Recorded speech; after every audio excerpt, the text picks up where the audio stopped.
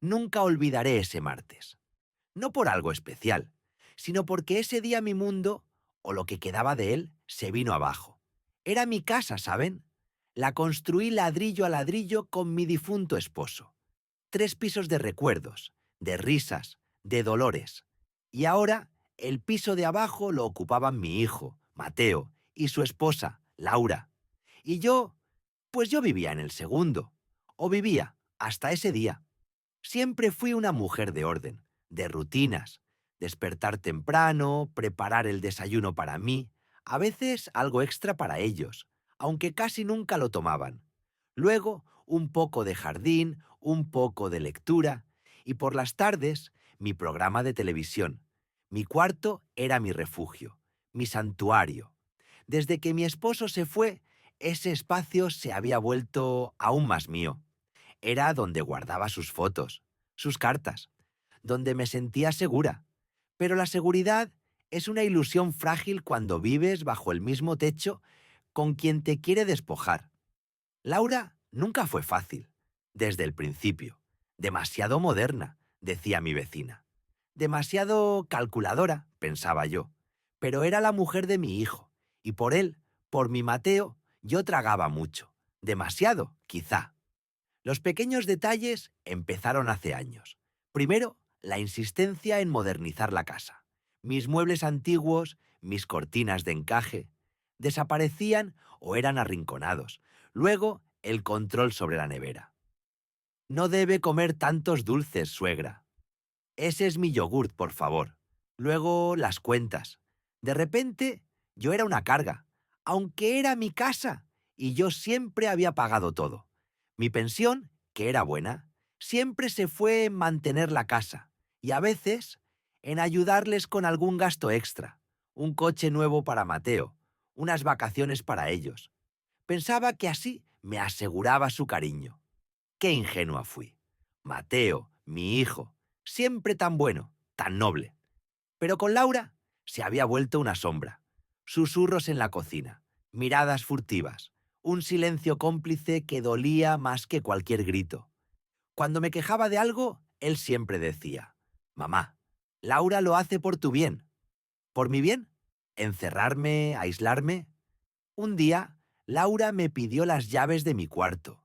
Dijo que era para una limpieza profunda. Me resistí. Yo lo limpio, hija. Pero ella insistió, con esa sonrisa forzada que tanto detesto. No se preocupe, suegra. Usted descanse. Nosotros nos encargamos. La ingenuidad es un velo. Se las di, con un nudo en el estómago. Pasaron un par de días. Mi cuarto, según ella, estaba aireándose. Dormí en el sofá cama del salón, incómoda, expuesta. Me sentía una intrusa en mi propio hogar. Me dolía la espalda, el alma.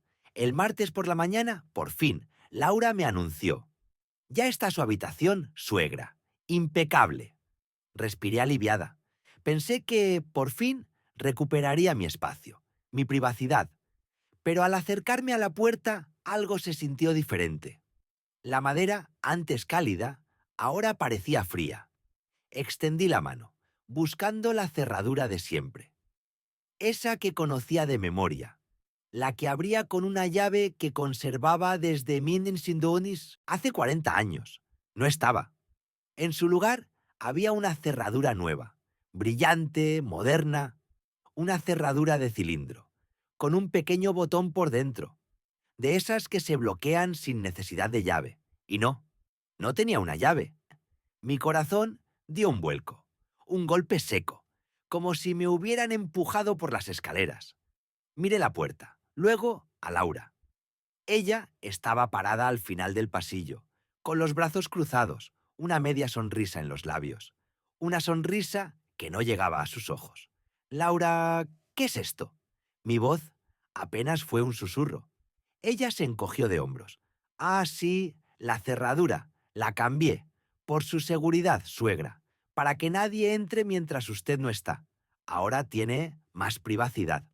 ¿Privacidad? ¿En mi propio cuarto? ¿Sin llave para abrirlo? La comprensión me golpeó como un rayo. Ella me había quitado el acceso a mi propio santuario. Si quería entrar, necesitaba que ella me abriera. Y si ella decidía no hacerlo, yo estaba fuera, en mi propia casa. Mis manos temblaron, mis ojos se llenaron de lágrimas. ¿Pero mi llave? ¿Dónde está mi llave? Oh, esa se perdió, dijo con ligereza. Pero no se preocupe, si necesita entrar, solo llámeme. Llámala. Como si fuera una sirvienta pidiendo permiso a su ama. La humillación, el desprecio en su voz, en sus ojos. Se sentía como un golpe en el estómago, un golpe certero. Ella no se molestó en disimular su victoria. Busqué a Mateo. Lo encontré en el salón, viendo la televisión. «Mateo», le dije, la voz quebrada. «Tu esposa cambió la cerradura de mi cuarto. No tengo llave». Él ni siquiera se inmutó. No apartó la vista de la pantalla. «Ah, sí, mamá, es por tu seguridad. Laura lo arregló, para que estés más tranquila». «¿Tranquila?», grité, sintiendo que la rabia me subía por la garganta. «Estoy encerrada fuera de mi propio cuarto, en mi propia casa». Él suspiró, finalmente mirándome con fastidio. «Mamá, no hagas un drama. Laura tiene la llave. Si necesitas algo, se la pides». «No es mi llave, es mi casa, mi cuarto». Las palabras murieron en mi boca. Me di cuenta.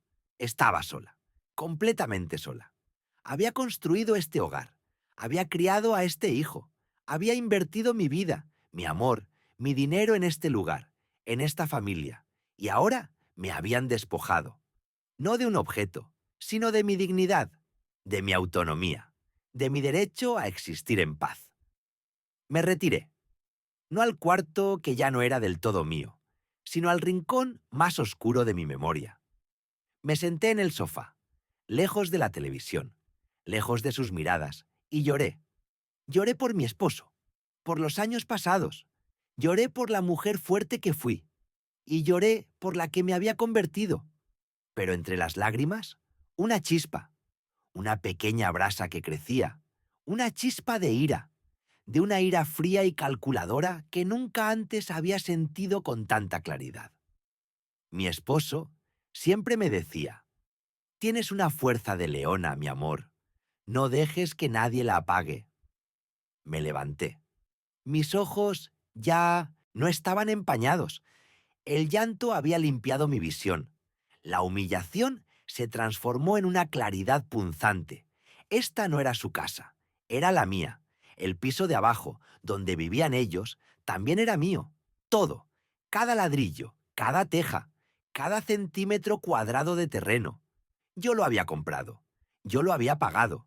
Ellos vivían aquí por mi benevolencia, por mi amor. Un amor que ahora se había agotado. Fui a mi pequeña oficina, el espacio donde mi esposo guardaba sus papeles, mi testamento, el título de propiedad. Todo estaba allí, impecable, ordenado, guardado para un día como este, para un día en que tuviera que defenderme, para un día en que recordara quién era yo. No tenía un abogado, pero conocía a alguien, el notario que había llevado los asuntos de mi familia durante décadas, don Ricardo. Un hombre sabio, discreto. Le envié un mensaje. Breve. «Necesito hablar con usted urgentemente, hoy mismo». A la hora me llamó. Su voz, siempre tranquilizadora.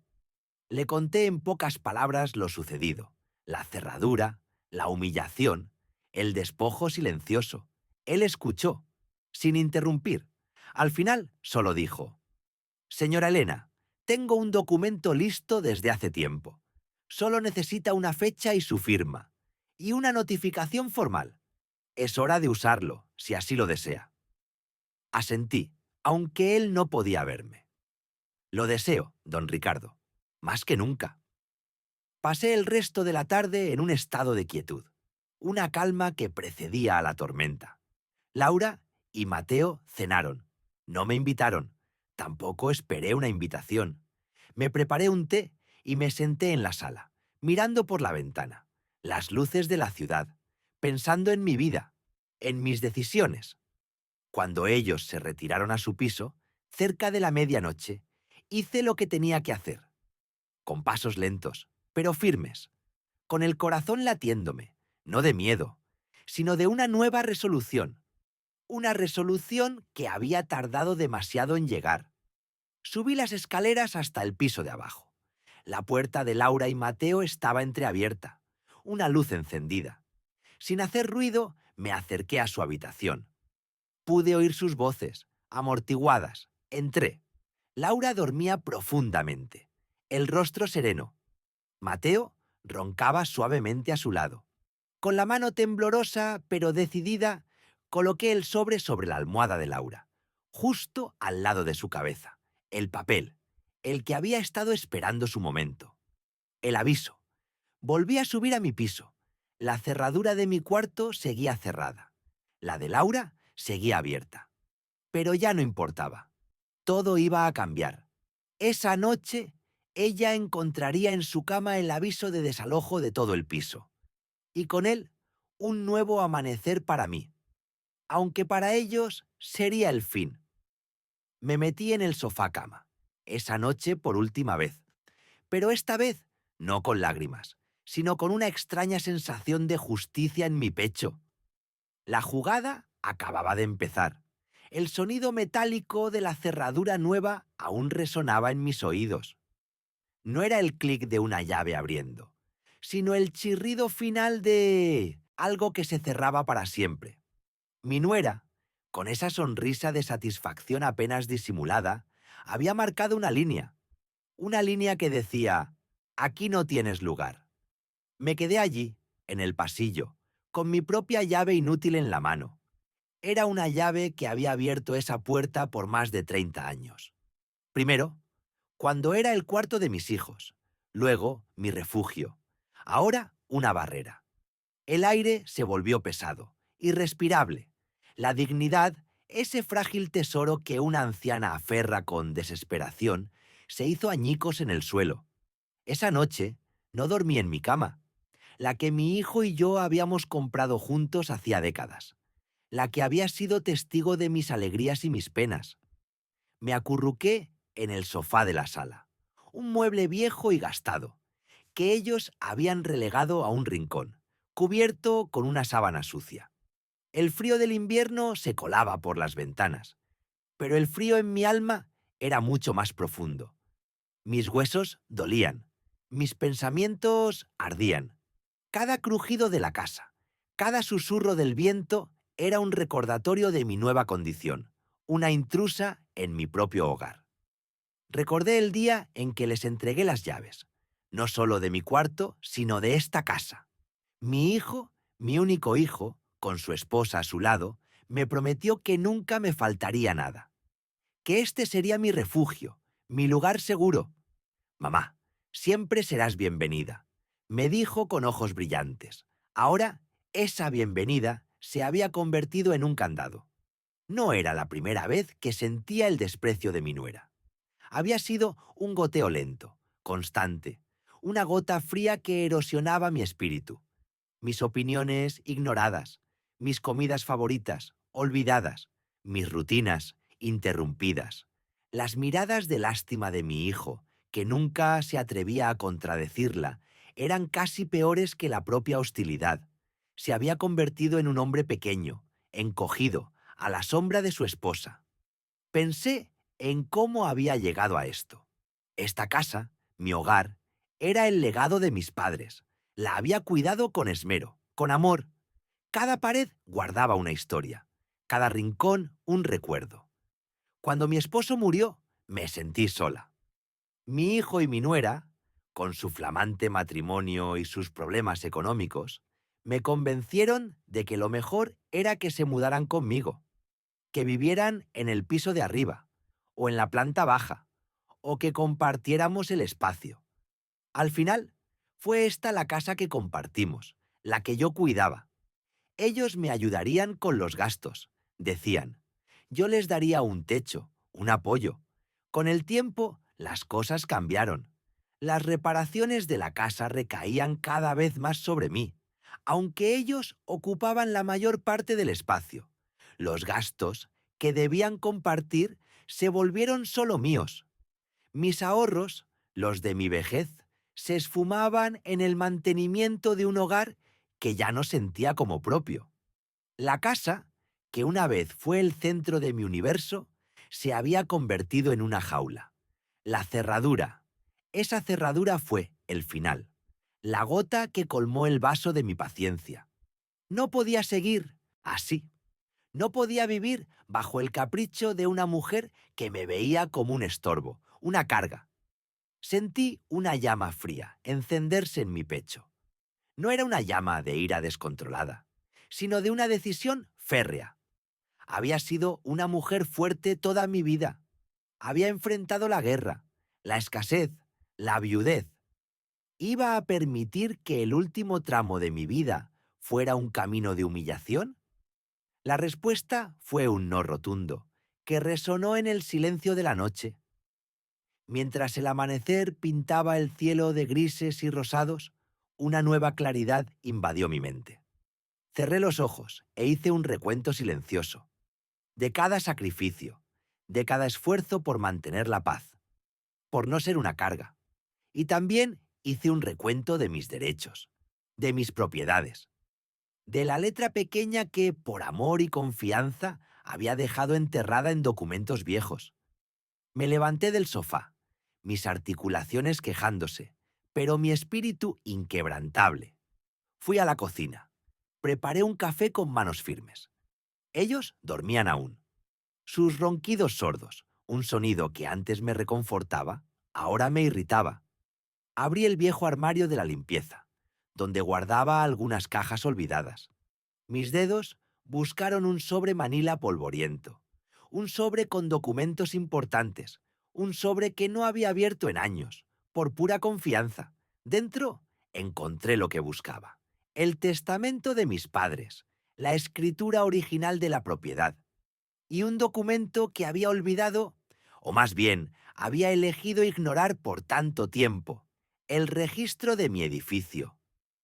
No era solo la casa donde vivía, era el edificio. 3 pisos, cada uno con su entrada independiente, aunque yo había permitido que el piso principal se conectara internamente con el de arriba. Un edificio que, legalmente, era completamente mío. Yo no les había dado una casa. Les había permitido residir en una de las unidades que yo poseía. Mis ojos recorrieron las líneas, la jerga legal, las firmas. Una verdad fría y dura se apoderó de mí. La casa, el piso en el que vivían, todo era mío. Ellos eran mis invitados, invitados ingratos. Los hilos del control no se habían roto como yo creía. Habían estado allí, en mis manos, todo este tiempo. Solo que yo me había negado a tensarlos. Ahora era el momento. La humillación de la cerradura fue el detonante.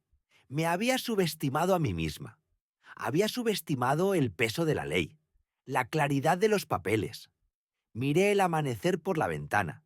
El sol prometía un día nuevo, un día en el que, por fin, yo tomaría las riendas.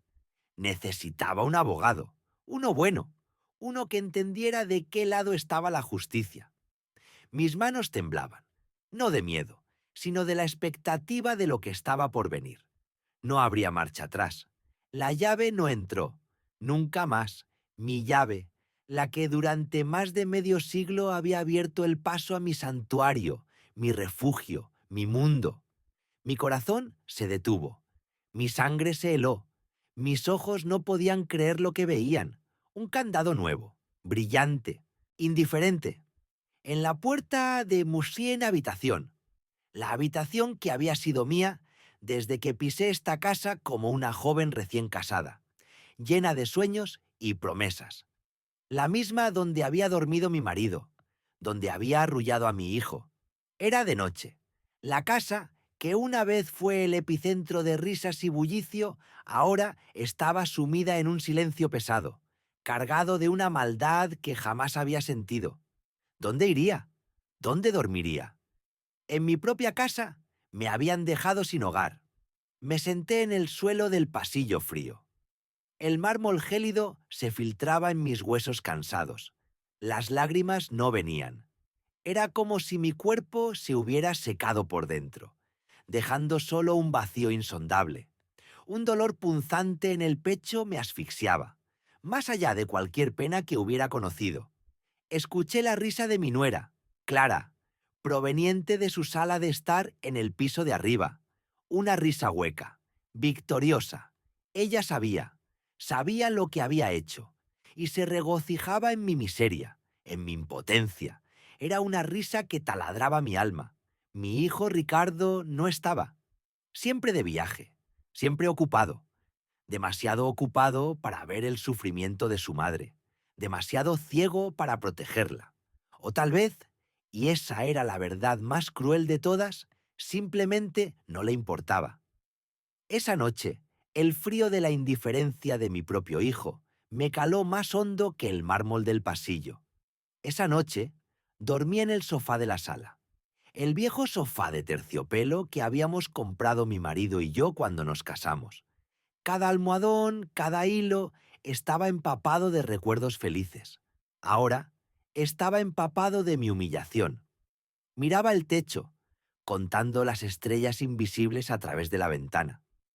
Me sentía una extraña, una intrusa, en la casa que yo misma había construido con mis manos, mi sudor y mis sueños, la que había llenado de vida y amor, el aroma de las gardenias que mi marido plantó junto a la ventana, que siempre me traía consuelo. Esa noche solo me traía melancolía. Cada crujido de la madera, cada sombra proyectada por la luz de la calle, se sentía amenazante. Me volví en el sofá, buscando una posición que aliviara el dolor en mi espalda, pero no era el cuerpo lo que me dolía, era el alma. Los días siguientes fueron una tortura silenciosa. Tenía que usar el baño del pasillo, preparar mi propia comida en la cocina, bajo las miradas calculadoras de Clara. Ella esperaba una reacción, gritos, llantos, una confrontación. Quería verme rota, quería ver mi espíritu destrozado. Pero yo no le daría ese gusto. Cada movimiento era deliberado, cada silencio, una estrategia. Mi rostro permanecía impasible, aunque por dentro un huracán se desataba. Mi cuerpo se sentía pesado, como si llevara el peso de todos mis años y todas mis desilusiones. Me sentía diminuta, encogida, una anciana insignificante a la que podían pisotear. Pero mientras yacía en ese sofá, en esas noches interminables, algo empezó a cambiar dentro de mí. Una pequeña chispa, una rabia fría. No era la ira ciega de la juventud, era una furia tranquila, una que se gestaba lentamente, como el hielo que se forma en un lago helado, silencioso pero implacable. Recordé, recordé cada sacrificio, cada día sin descanso, cada vez que antepuse las necesidades de mi familia a las mías. Mi vida entera había sido una ofrenda de ese hogar, mis ahorros, mis sueños, mis ambiciones postergadas, y ahora me lo quitaban, un trozo de mí con cada insulto, con cada desprecio, y ahora con esa cerradura. La imagen de mi marido, con sus manos fuertes y su sonrisa honesta, llenó mi mente. Él había trabajado incansablemente, no solo por esta vivienda en el primer piso. Habíamos invertido hasta el último centavo en esas propiedades. El segundo piso, donde vivían ellos, también era nuestro. Todo el edificio, cada ladrillo, cada ventana, cada baldosa, era nuestro legado, el fruto de una vida de esfuerzo y honradez. Ellos vivían allí, cómodos, sin pagar alquiler, sin dar explicaciones. Creían que era su derecho, su herencia adelantada. Pero no era así, no legalmente, ni moralmente. Habían confundido mi bondad con debilidad, mi generosidad con una obligación, la humillación en el pasillo, la risa de Clara, el silencio de Ricardo. Todo eso encendió una bombilla en mi mente. No era una víctima, no de verdad. Había permitido que me trataran como una. Había soportado sus desplantes, sus manipulaciones, sus palabras hirientes, creyendo que era mi deber de madre mantener la paz. Pero la verdad era que yo tenía el poder, un poder que ellos ni siquiera imaginaban que aún conservaba, un poder que mi marido, en su infinita sabiduría, se había asegurado de que nunca perdiera. Empecé a buscar. Desempolvé viejos papeles, guardados en una caja fuerte olvidada en el rincón de mi antiguo estudio. Documentos cuidadosamente atados con cintas de seda que mi marido había usado. Las escrituras, los contratos de arrendamiento originales de los otros inquilinos que habíamos tenido en el segundo piso, años atrás. Los registros de propiedad.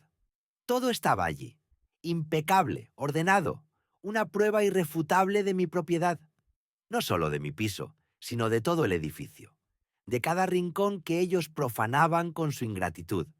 Ellos habían asumido que, al ser mi hijo y con mi edad avanzada, ya todo les pertenecía, que yo era una vieja desvalida, a la que podían arrinconar. Pobres ilusos, no entendían que el amor de una madre, cuando es traicionado, cuando es pisoteado sin piedad, puede transformarse en la fuerza más implacable del mundo. Una fuerza capaz de derribar imperios. Fui al banco. Hablé con el director, un hombre joven pero muy respetuoso que conocía la historia de mi familia desde que su padre había trabajado con mi marido. Le pedí acceso a mis cuentas, a mis fondos, a mis inversiones. Todo estaba intacto.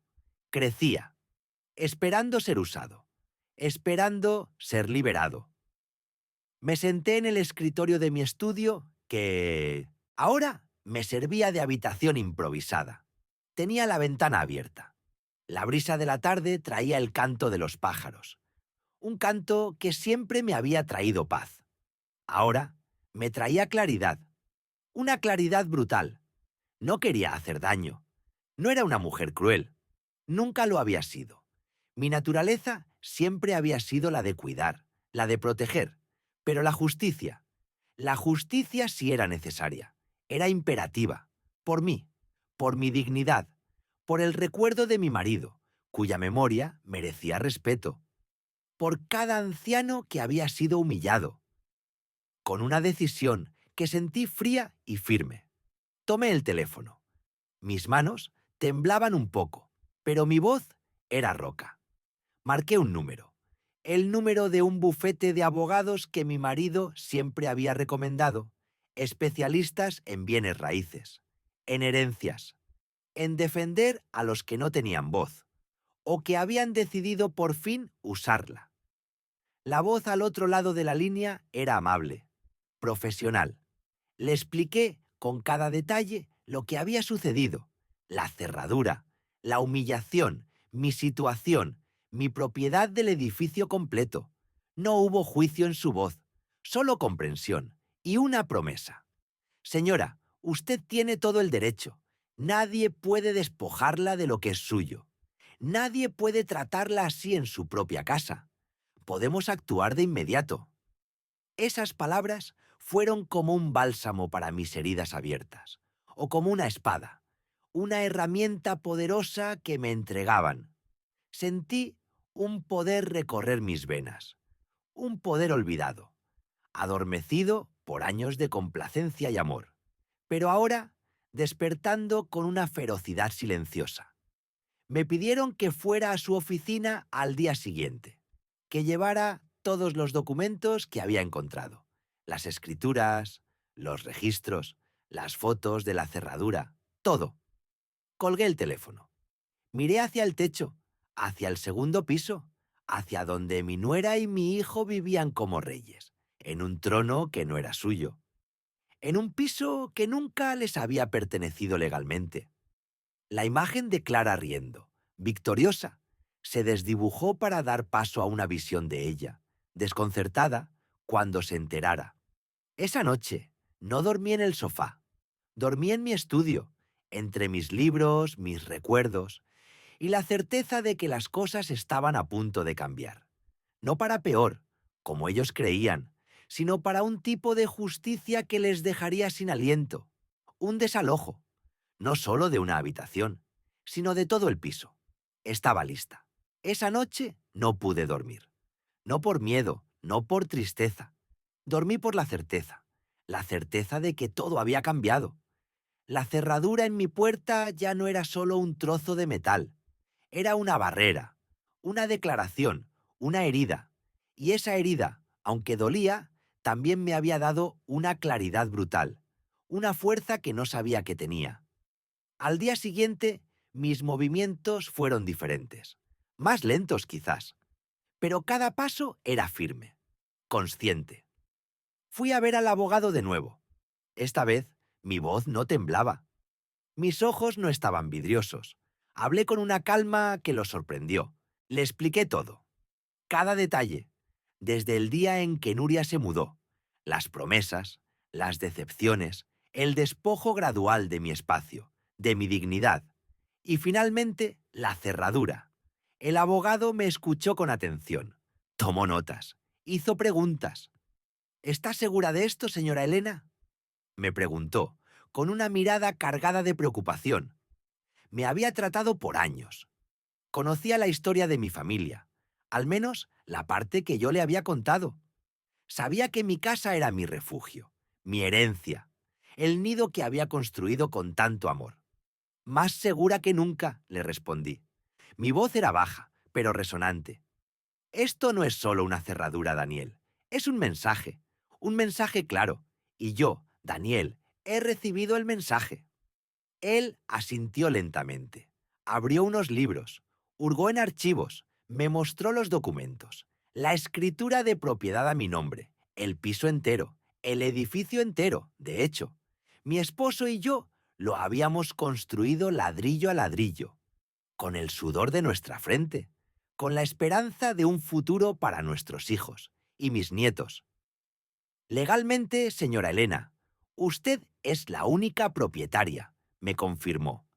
Tiene todo el derecho de disponer de su propiedad como desee, incluyendo, lamentablemente, la terminación de cualquier acuerdo verbal de convivencia o incluso de arrendamiento. La palabra arrendamiento me hizo un nudo en la garganta. Nunca hubo un contrato formal con Nuria, ni con mi hijo. Vivían conmigo, por amor, por familia, o eso creía yo. Pero ahora esas palabras terminación de acuerdo, desalojo, sonaban frías, distantes, pero necesarias. Quiero proceder, le dije, sintiendo el peso de cada sílaba. Quiero que haga lo necesario para recuperar mi espacio, mi paz, mi hogar. Daniel me explicó el proceso, los plazos, los avisos, las implicaciones. Todo era legal, todo era mi derecho, pero mi corazón se sentía pesado. ¿Hasta dónde habíamos llegado? ¿Qué tipo de madre había sido para que mi propio hijo permitiera esto? ¿Qué clase de abuela me convertiría si hacía esto? Volví a casa con la cabeza llena de pensamientos. El edificio se alzaba ante mí, imponente. Sus ventanas brillaban bajo el sol. ¿Cuántas risas había albergado? ¿Cuántos cumpleaños? ¿Cuántas navidades? ¿Cuántas promesas silenciosas? Ahora parecía una fortaleza de la que yo, la dueña, había sido despojada de una habitación, la mía. Entré. El silencio era casi palpable. Nuria no estaba en casa. Mi hijo, como siempre, en el trabajo, o eso decía él. Yo, en cambio, tenía una tarea dolorosa, una tarea que requería de toda mi entereza. Subí a mi habitación. Me senté en el borde de mi cama, esa cama en la que había llorado tantas veces, en la que había soñado tantas veces, en la que había envejecido. Miré la puerta, la cerradura nueva, brillante y ajena, un sello de la distancia que Nuria había puesto entre nosotras, entre mi hijo y yo, entre la familia que yo creí que teníamos. Recordé el día en que conocí a Nuria, radiante, con una sonrisa dulce. Mi hijo estaba tan feliz. Yo también lo estaba. Pensé, qué suerte, una nuera que será como una hija. Pobre ingenua. La vida tiene sus formas crueles de enseñarte lecciones, y yo, al parecer, era una alumna lenta, pero no más. La lección había sido aprendida, Y el precio de esa lección lo pagaría ella, lo pagarían ellos, no con dinero, sino con la pérdida de la comodidad, de la seguridad que habían dado por sentada, la seguridad de vivir bajo mi techo, sin preguntar, sin agradecer, sin respetar. Los días siguientes transcurrieron en una especie de neblina. Yo actuaba con una normalidad forzada. Sonreía, cocinaba, como si nada hubiera pasado. Pero por dentro, una maquinaria silenciosa trabajaba sin descanso. Recopilé documentos antiguos, facturas, planos, todo lo que el abogado había pedido. Cada papel era un recordatorio de mi vida, de mi esfuerzo, de mi sacrificio. Nuria, por su parte, seguía con su vida. Compraba ropa nueva. Salía con sus amigas.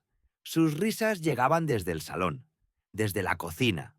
A veces la escuchaba hablar por teléfono, quejándose de nimiedades, de lo difícil que era la vida, de cómo no tenían espacio suficiente. ¿Espacio suficiente? En mi casa, en el piso que yo pagué. Un día, mi nieta menor vino a mi cuarto. Abuela, ¿por qué no has venido a cenar con nosotros últimamente? Me preguntó con sus ojos grandes y curiosos. La abracé fuerte. Sentí una punzada de dolor. Ella era inocente. Ella no tenía la culpa. Pero la decisión ya estaba tomada. No podía volver atrás. No después de la cerradura. Estoy un poco cansada, mi amor, le mentí, acariciándole el pelo. Pero prometo que pronto estaremos juntas de nuevo.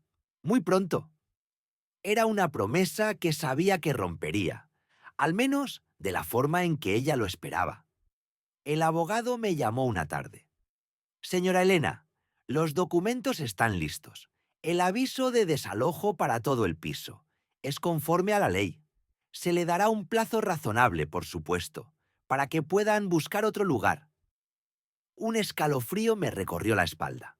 Todo el piso. La frase resonaba en mi mente. No era solo mi habitación. Era todo lo que Nuria consideraba suyo. Su salón, su cocina, sus baños, su vida entera, en ese espacio que yo les había ofrecido con generosidad. ¿Cuándo se entrega?, pregunté. Mi voz apenas un susurro. Cuando usted lo indique, señora Elena, respondió él. Pero la ley es clara. Una vez entregado, el proceso no se detiene. Colgué el teléfono. Miré por la ventana. La noche empezaba a caer. Las luces de la ciudad se encendían. Mis manos temblaban un poco. No de miedo, sino de la magnitud de lo que estaba a punto de hacer. Sabía que no había vuelta atrás, que esta decisión cambiaría nuestras vidas para siempre. Bajé lentamente las escaleras. Nuria estaba en la sala, viendo televisión. Mi hijo aún no llegaba. Ella ni siquiera me miró. Estaba absorta en su serie, con una copa de vino en la mano. Una escena tan trivial, tan cotidiana, y sin embargo cargada de un simbolismo amargo. Entré en mi pequeño estudio. Abrí la carpeta que el abogado me había entregado. Allí estaba, el documento oficial, con membretes y sellos. Aviso de desalojo, dirigido a los ocupantes del segundo piso del inmueble ubicado en... Y luego, mi dirección, mi casa, mi hogar, mis ojos recorrieron las letras frías. El lenguaje formal, las fechas, los plazos, mi firma, al final mi nombre, Elena, la dueña, la que había sido silenciada, despojada, pero ya no más. Tomé el sobre, lo doblé cuidadosamente. Sentí el peso del papel en mis manos. Era más que papel, era el peso de años de paciencia, de amor no correspondido, de respeto pisoteado. Era el peso de mi dignidad. La casa estaba sumida en un silencio profundo. Solo el murmullo lejano de la televisión de Nuria. Esperé. Esperé a que las luces se apagaran. Esperé a que el último sonido cesara. Esperé a que la oscuridad envolviera la casa. Y con ella, la calma que precede a la tormenta. Cuando finalmente todo estuvo en silencio. Cuando la noche era un manto espeso sobre el barrio. Me levanté de mi silla, el sobre en mi mano, mis pies descalzos sobre el frío suelo de mármol. Mi corazón latía con fuerza, una mezcla de tristeza y una extraña sensación de liberación. Me acerqué a la puerta de Nuria, esa misma puerta que ella había mandado cerrar para mí, esa misma puerta detrás de la cual ella dormía plácidamente, soñando, quizás, con la vida que creía tener asegurada. No hice ruido. Cada paso era una oración silenciosa. Cada respiración, un suspiro de lo que fue. Y lo que sería. Mi mano se extendió lentamente. El sobre, un mensajero mudo, un heraldo de la justicia tardía. Sabía exactamente dónde colocarlo, para que ella no pudiera evitarlo, para que fuera lo primero que encontrara al despertar. O tal vez antes, mucho antes. El filo de la justicia. La noche se cernía, y un nuevo amanecer esperaba, cargado de consecuencias. La llave no entró. Una vez, dos veces. Mi corazón se encogió. Luego se endureció como una piedra fría. La cerradura había sido cambiada. La cerradura de mi cuarto, de mi refugio en la casa que era mía. No hubo gritos, no hubo lágrimas, ya no más. Solo un silencio pesado. Un abismo se abrió dentro de mí. Ya no era la casa de mi hijo, ni la de mi nuera. Era el campo de batalla de mi dignidad. Y yo, la veterana, estaba lista para luchar. Tomé mi teléfono. No para suplicar, no para llorar, sino para llamar a mi abogado, el doctor Ramos. Era un hombre mayor, de pocas palabras, pero de acciones firmes. Doctor, le dije, mi voz extrañamente tranquila, necesito que venga a mi casa, ahora mismo. Tengo un asunto urgente que resolver. Él llegó en menos de una hora. Su mirada, detrás de sus gafas, era seria mientras yo le explicaba con cada detalle lo ocurrido. Desde el primer desaire, el primer comentario despectivo, hasta la ignominia de la cerradura cambiada. Recuerdo sus palabras cuando terminó mi relato. Señora Elena, me dijo, la ley está de su lado. ¿Esta casa sigue a su nombre? Asentí. Siempre lo ha estado, doctor. Mis hijos viven aquí de prestado, bajo mi techo. Siempre lo he permitido por amor, por familia. Él se ajustó las gafas. Es hora de que ellos recuerden ese detalle. Mañana mismo comenzaremos el proceso. La noche pasó lenta. Escuchaba sus risas desde la sala, sus pasos ligeros por el pasillo. Yo estaba en el cuarto de visitas, con la puerta sin cerradura, con mi orgullo herido, pero mi espíritu encendido. Planificaba, en silencio, cada movimiento. Ya no era una anciana quejumbrosa, era una estratega. Al día siguiente, el doctor Ramos cumplió su palabra. Los papeles fueron preparados. La notaría, los sellos, la burocracia, todo se movió con una rapidez que a mí me asombró.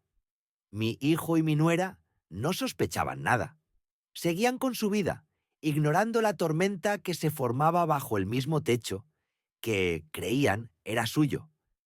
Ese día, me senté en la mesa de la cocina, mi lugar de siempre, y los observé. Mi nuera, Sofía, hablaba por teléfono, riendo. Mi hijo, Ricardo, leía el periódico, ajeno a todo. Sentí una punzada de tristeza, sí, pero la tristeza era un lujo que ya no podía permitirme.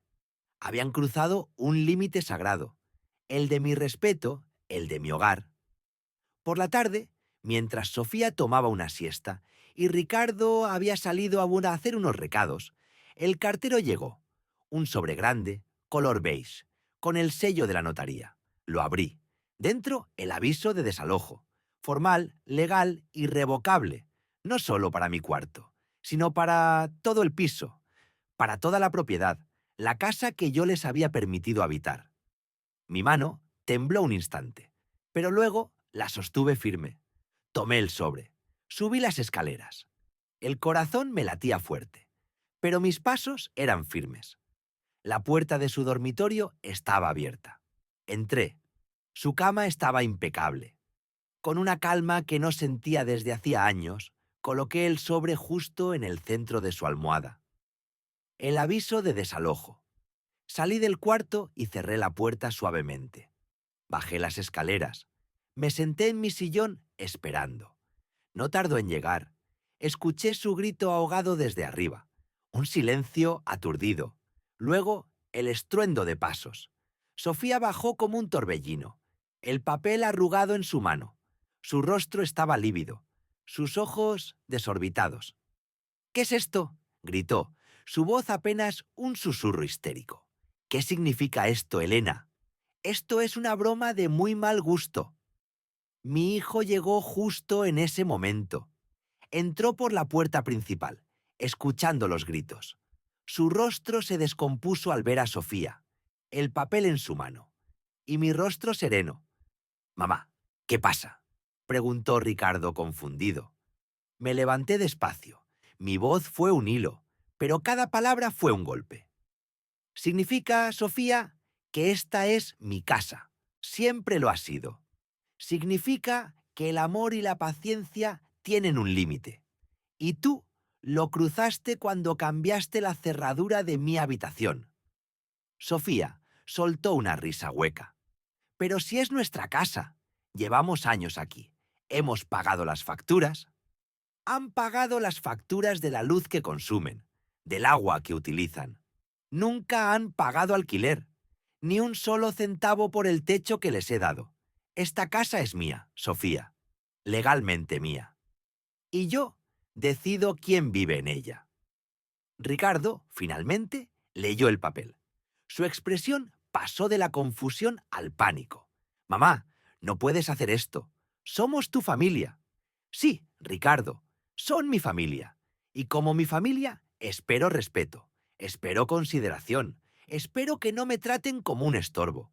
Espero que no me encierren en mi propia casa». Mi voz se quebró ligeramente al final, pero me recompuse. «No les estoy pidiendo que se vayan. Les estoy pidiendo que desocupen mi propiedad, legalmente, en 30 días». El silencio que siguió fue atronador. Sofía estaba pálida, temblaba. Ricardo me miraba con una mezcla de horror y reproche. «Mamá, ¿por qué nos haces esto? ¿Por qué les hago esto? ¿No lo entienden? Ustedes me lo hicieron a mí, Ricardo. Me humillaron, me encerraron, me dejaron claro que ya no me querían aquí. Pues bien, ahora soy yo quien lo deja claro. Ya no los quiero aquí, en mi espacio, con este trato». Las semanas siguientes fueron un torbellino de acusaciones, ruegos y súplicas. Ricardo intentó razonar. Sofía intentó manipular. Pero yo me mantuve firme. Cada vez que hablaban de la casa, yo corregía. «Mi casa, Ricardo, mi propiedad». Ellos buscaron abogados. Buscaron resquicios legales, pero no había ninguno. La casa era mía, con papeles en regla. Desde hace más de 50 años, el doctor Ramos había hecho un trabajo impecable. Les expliqué que la única razón por la que habían vivido allí sin pagar era mi generosidad. Una generosidad que habían confundido con debilidad. Veía el estrés en sus rostros, la desesperación. Sofía llamaba a amigas, buscando ayuda, un lugar. Ricardo se pasaba horas al teléfono, con agentes inmobiliarios, con bancos. La realidad de no tener un lugar propio, de haber perdido la comodidad que yo les había brindado, los golpeó con fuerza. No sentí alegría, debo admitir. Sentí una paz fría. La paz de quien ha recuperado su dignidad. La paz de quien ha puesto un límite claro. El día llegó. El último día. La casa se sentía vacía antes de que ellos se fueran. Sus cosas, empaquetadas en cajas, en camiones. Ricardo me miró antes de irse. Sus ojos estaban llenos de resentimiento. Y también, creo, de vergüenza. Sofía ni siquiera me dirigió la palabra. Subió a un taxi sin mirar atrás. Cuando el último camión se alejó, la puerta se cerró. Un silencio diferente envolvió la casa. Ya no era un silencio pesado, era un silencio liberador. Me senté en mi sillón, en mi sala, en mi casa. El sol de la Niendindicien tarde entraba por la ventana, cálido y reconfortante. Recuperé mi llave, Abrí mi cuarto, entré, respiré profundo. El aire se sentía limpio, libre. No había rastro de la cerradura nueva. Mi abogado se había encargado de eso. Ahora, la casa era mía de nuevo, completamente mía. Grande, sí, quizás demasiado grande para una sola persona, pero era mía, y en ella yo era la dueña, la señora, la anciana que había sido maltratada, pero que había recuperado su trono. El camino por delante era incierto. ¿Qué haría con tanto espacio? ¿Vendería la casa? ¿La compartiría? ¿O simplemente disfrutaría de la quietud, de la libertad de mis decisiones? No lo sabía aún, pero por primera vez en mucho tiempo, esa incertidumbre no me asustaba. Me sentía fuerte, libre y lista para vivir el resto de mis días bajo mis propios términos.